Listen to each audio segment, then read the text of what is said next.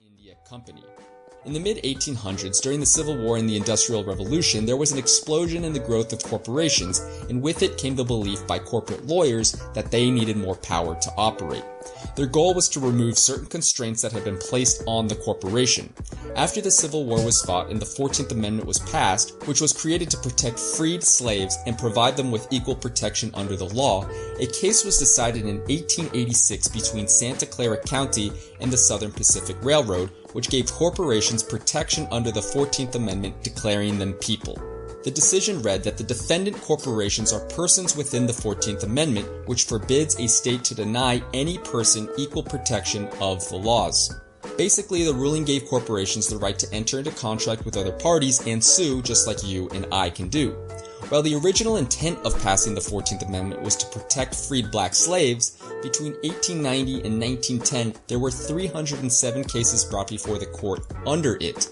288 of those cases were brought to the court by corporations, while only 9 of them by freed black slaves. President Lincoln predicted the growth and power of the corporation long before such a decision was passed by the Supreme Court when he wrote during the Civil War that corporations have been enthroned and an era of corruption in high places will follow, until all wealth is aggregated in a few hands and the republic is destroyed. I feel at this moment more anxiety for the safety of my country than ever before, even in the midst of war. Since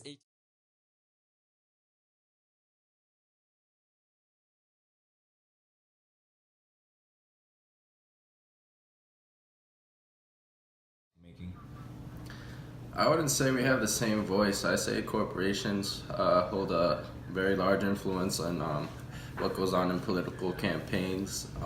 They have a large influence in swaying politicians to their agenda and stuff, just because of their power and ability to fund politicians' campaign, and that holds a lot of power over my vote, since I don't have much to give.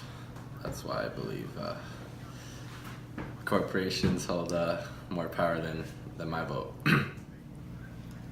I don't believe like my individual vote is nowhere comparable to the amount of power that these corporations have within today's elections. What I've seen in recent history is that like a lot of corporations, they lobby together to back a lot of presidential races to basically like give their own opinion and give their own thoughts about different policies that they'd like to be placed within American society. So with that being said, I don't believe that my individual vote is nearly as comparable, nearly counts as much as these corporations' votes has. And I believe that's just like the way it has been for several years now.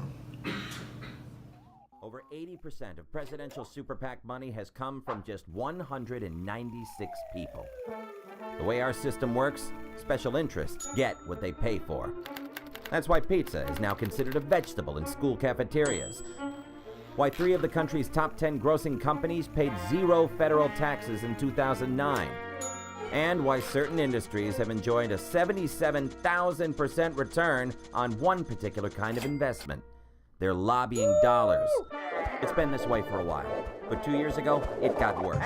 The Supreme Court decided a case called Citizens United, making unlimited anonymous campaign donations the law of the land, and taking our democracy from flawed but fixable to screaming self-parody. Before Citizens United, we could at least identify the people who were pumping cash into our politics. Today, we don't even know where half of it comes from. We could literally be anything. Add it all up, and what have you got? Our politicians represent the money that bankrolls them, not the people who vote them into office. In 2010, a tiny 0.26% of Americans funded about 68% of contributions to Congress. Most of the money that's helping congressmen win elections is coming from a select group of mega donors, all of which have very specific, and usually economic, interests.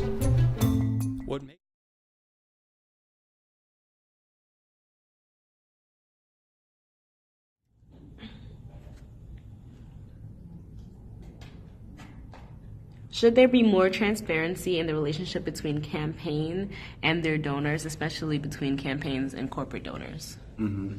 Yes, I do believe that there should be more transparency. It kind of relates back to the third question.